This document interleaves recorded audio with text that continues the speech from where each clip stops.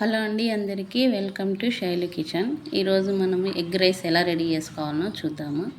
ముందుగా stove on చేసి పెన్నం వేడెక్కాక 2 స్పూన్ల ఆయిల్ వేయాలి.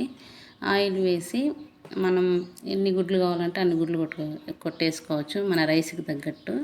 నేనైతే ఒక 4 గుడ్లు వేస్తున్నా. గుడ్లు ఎక్కువన్నా పర్లేదు, బాగుంటుంది. అంటే పిల్లలకి ఇష్టం కదా ఎగ్ తినాలని. నేనైతే 4 గుడ్లు వేసుకుంటున్నా. అంతే, జస్ట్ గుడ్లు ఒకటే వేయాలి.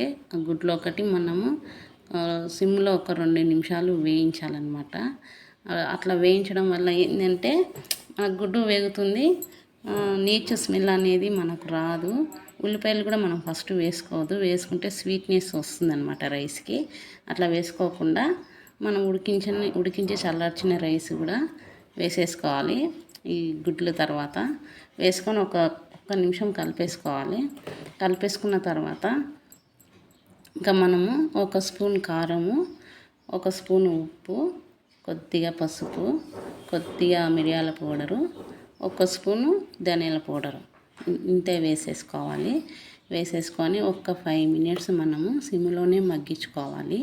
ఈ రైస్ని ఇట్లా మగ్గించుకోవడం వల్ల ఏంటంటే మనకు రైస్ గుడ్డు మొత్తం మంచిగా నీట్గా మిక్స్ అయిపోయి మంచి టేస్ట్ వస్తుంది. అంతే, మనకు తొందరగా ఫాస్ట్గా రెడీ అయిపోయింది ఎగ్ రైస్. దీనిపైన కొద్దిగా పుదీనా కానీ కొత్తిమీర కానీ వేసి సర్వ్ చేసుకుంటే చాలా బాగుంటుంది. Thank you. ఇది నచ్చితే లైక్ చేయండి.